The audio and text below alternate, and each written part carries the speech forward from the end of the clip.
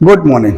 आज हम लाए हैं केमिकल टेस्ट, रासायनिक परीक्षण जो बोर्ड एग्जाम में आते हैं। इनमें क्वेश्चंस पूछे जाते हैं कि कोई ऑर्गेनिक कंपाउंड होते हैं, उनमें आप डिफरेंस कैसे कराएंगे, कैसे अंतर करेंगे। आप समझ लीजिए, आप प्राइमरी, सेकेंडरी या टर्सरी अल्कोहल दिया है या अल्कोहल और फिनॉल दिया है, इनमें डिफरेंस कैसे करेंगे, उसके लिए आपको ये टेस्ट हम लाए हैं।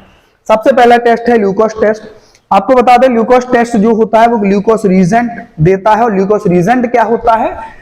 ZnCl2 और HCl का मिक्सचर जो है वो ग्लूकोज रीजेंट होता है। और ग्लूकोज रीजेंट प्राइमरी, सेकेंडरी और टर्सरी अल्कोहलों में अंतर करने के लिए यूज किया जाता है। यानी जब हम प्राइमरी, सेकेंडरी और टर्सरी अल्कोहल को ग्लूकोज रीजेंट के साथ रिएक्शन कराते हैं, ग्लूकोज अभिकर्मक के साथ रिएक्शन कराते हैं, तो क्या होता है कि जैसे ही हम प्राइमरी अल्कोहल को ग्लूकोज रीजेंट के साथ रिएक्शन कराएं, सेकेंडरी को भी कराएं और टर्सरी को कराएं, तो जो तृतीयक अल्कोहल यानी टर्सरी अल्कोहल होता है वो इमीडिएटली टर्बिडिटी शो करता है, मतलब धुंधलापन आ जाता है उस सॉल्यूशन में।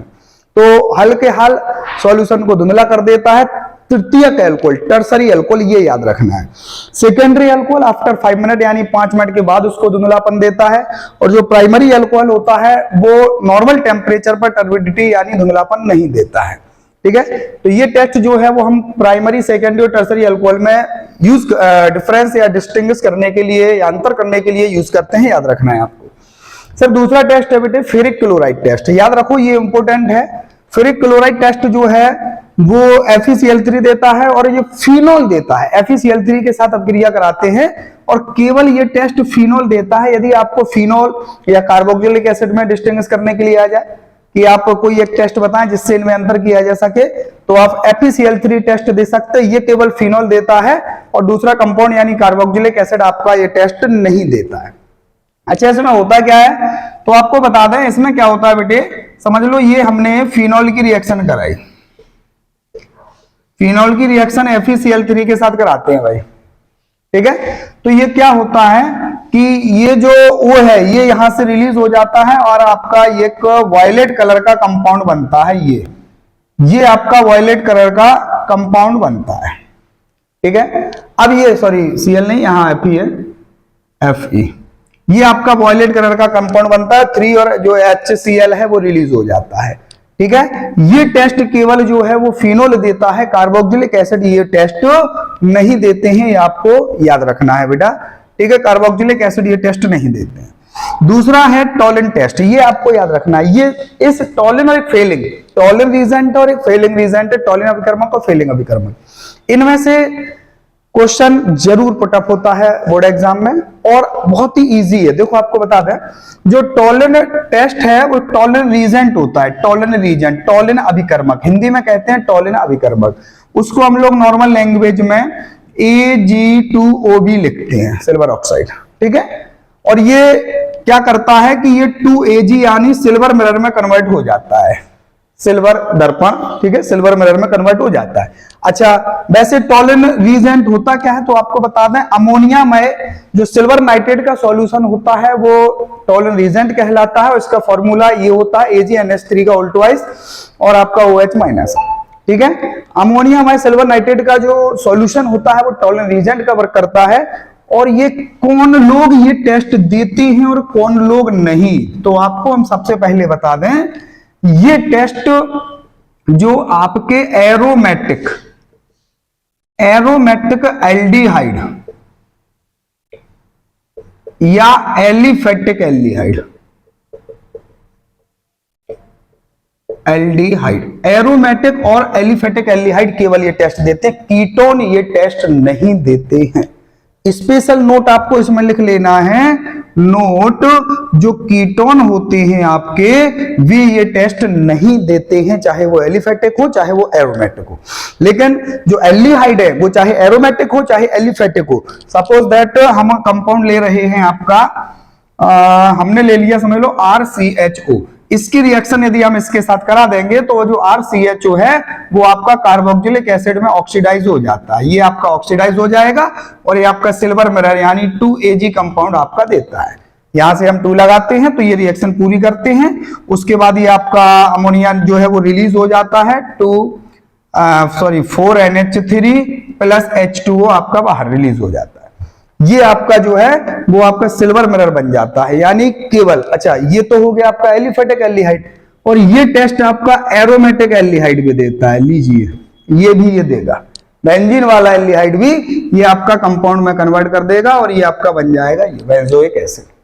ठीक है, यानी एलिफेटिक एल्डिहाइड और एरोमेटिक एल्डिहाइड दोनों जो है वो टॉलिन टेस्ट देते हैं, लेकिन ketone ketone ketone Tollens test नहीं देते। आगे सर आगे बढ़ेंगे।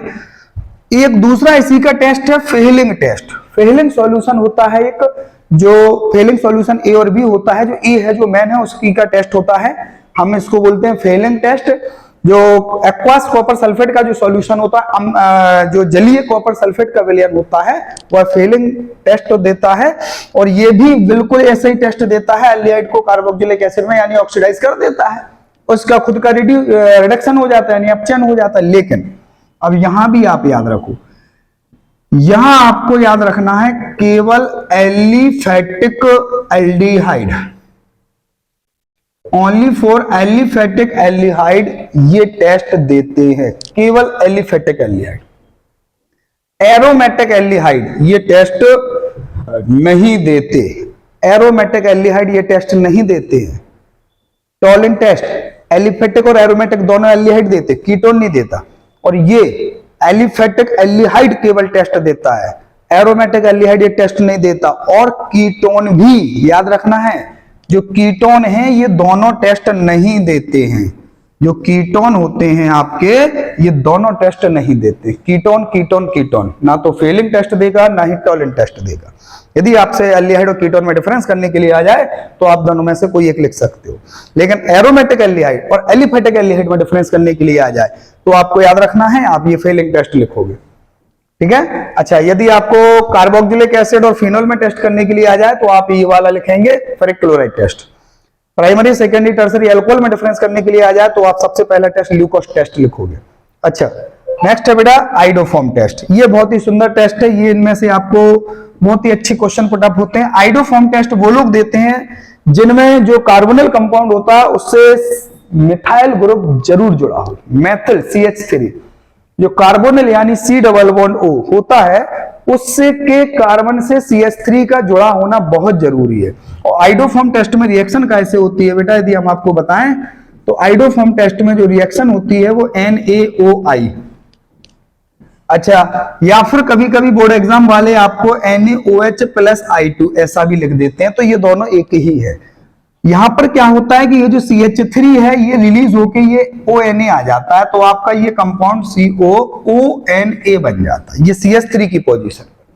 और यही CH3 रिलीज होके यहां पर आइडोफॉर्म बनाता है, जिसको हम आइडोफॉर्म टेस्ट का जो मेन प्रोडक्ट है आइडोफॉर्म।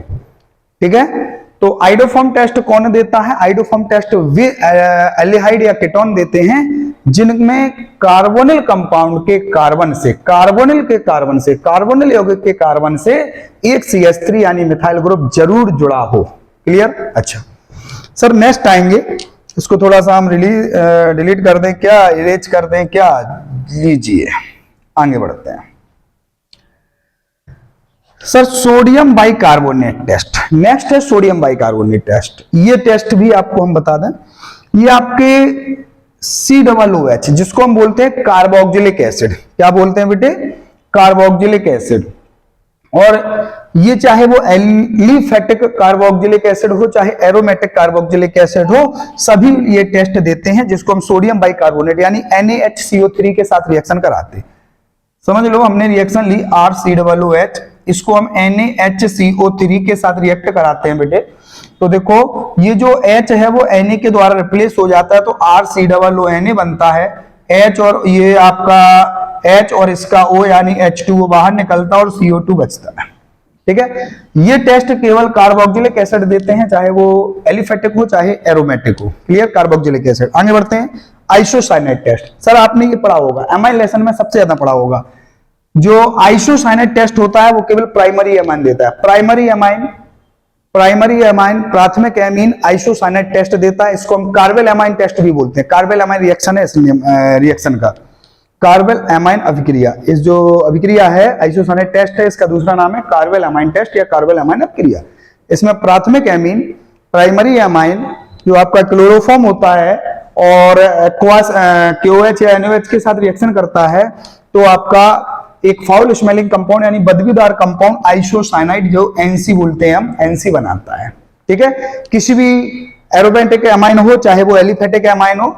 एग्जाम्पल यदि हम आपको बता दें तो देखो ये आइसोसाइनाइड टेस्ट में हम लोग कोई भी अमाइन ले रहे हैं। चलो हमने CH3NH2 ले लिया, ये आपका क्लोरोफॉर्म CHCl3 के साथ रिएक्शन करेगा और 3KOH लेंगे। जितने क्लोरीन है उतने यहाँ KOH लेते हैं। बेटा यहाँ का आपका CH3N और ये वाला C यही आइसोसाइनाइड मिलके बनाते हैं NC। ये आइसोसाइनाइड मेन प्रोडक्ट है अपना। उसके बाद 3K और 3Cl बाहर निकल जाता है, 3KCl। उसके बाद जो कंपाउंड बचता है वो हम उसको जोड़ के लिख देते हैं।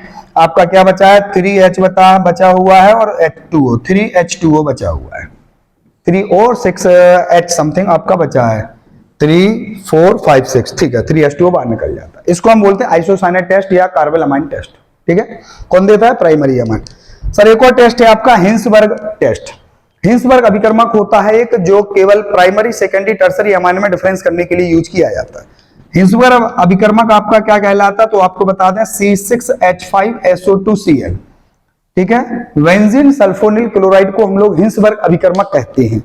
अच्छा, इसको सही से यदि हम रिप्रेजेंट कर दें तो आप लोग इसको ऐसे भी लिख सकते हो, ये बेंजीन होता है, ये S होता है, O होता है और ये आपका Cl है। ठीक है, benzene sulfonyl chloride Hinsberg reagent होता है। ये प्राइमरी सेकेंडरी और टर्सरी अमाइन में डिस्टिंग्विश करने के लिए यानी अंतर करने के लिए प्रयोग होता है। जब प्राइमरी अमाइन इसके साथ रिएक्शन करता है तो जो प्रोडक्ट बनता है वो क्षार में विलय होता है, मतलब एल्केलाइन में सॉल्युबल होता है। सेकेंडरी अमाइन जब इसके साथ रिएक्शन करता है तो जो कंपाउंड बनता है, प्रोडक्ट बनता है, वो एल्केलाइन में इनसॉल्युबल होता है क्योंकि उसमें नाइट्रोजन के साथ डायरेक्ट हाइड्रोजन कनेक्ट नहीं होता है। और टर्सरी अमाइन हिंसबर्ग रीजेंट के साथ कोई रिएक्शन नहीं करता है। तो ये आपका प्राइमरी सेकेंडरी और टर्सरी अमाइन में डिस्टिंग्विश करने के लिए यूज है। तो एक बार वो देख लो आप कि कौन सा टेस्ट किन के लिए होता है। ग्लूकोज टेस्ट आपका प्राइमरी सेकेंडरी टर्सरी अल्कोहल में डिस्टिंग्विश करने के लिए है। फेरिक क्लोराइड टेस्ट जो होता है केवल फिनॉल देते हैं, याद रखना फिनॉल का किसी के साथ यदि अंतर आ जाए, है ना, वो लिखें कि फिनॉल और कार्बोक्सिलिक एसिड में डिस्टिंग्विश करने के लिए कोई टेस्ट बताओ तो आप इसको लिख सकते हैं। सर टॉलिन टेस्ट आपका टॉलिन रीजेंट देता है और ये उस दूसरे को ऑक्सीडाइज कर देता है और ये सिल्वर मिरर बनाता है। और कौन देता है, एलिफेटिक और एरोमेटिक एल्डिहाइड। कीटोन ये टेस्ट नहीं देते। फेलिंग टेस्ट केवल एलिफेटिक एल्डिहाइड देते हैं, एरोमेटिक एल्डिहाइड नहीं देते और कीटोन भी ये टेस्ट नहीं देते हैं। आइडोफॉर्म टेस्ट वे कंपाउंड देते हैं जिसमें कार्बोनिल कंपाउंड जो होता है, कार्बोनिल कंपाउंड इसमें मिथाइल ग्रुप यानी CH3 जरूर लगा हो। सोडियम बाइकार्बोनेट टेस्ट आपका याद रखो, sodium bicarbonate test carboxylic acid देते हैं, चाहे वो एलिफेटिक हो चाहे एरोमेटिक हो। कार्बोक्सिलिक एसिड केवल ये टेस्ट देते हैं और वो कार्बोक्सिलिक सोडियम कार्बोक्सिलेट बना लेते हैं। ठीक है, आइसोसाइनाइड टेस्ट आपका जिसको हम फाउल स्मेलिंग कंपाउंड यानी बदबूदार कंपाउंड आइसोसाइनाइड बनता है, ये केवल प्राइमरी अमाइन देते हैं। और हिंसबर्ग टेस्ट में प्राइमरी सेकेंडरी और टर्सरी अमाइन में डिस्टिंग्विश करने के लिए ये यूज किया जाता है। मुझे लगता है आपको ये समझ में आया होगा। Thank you.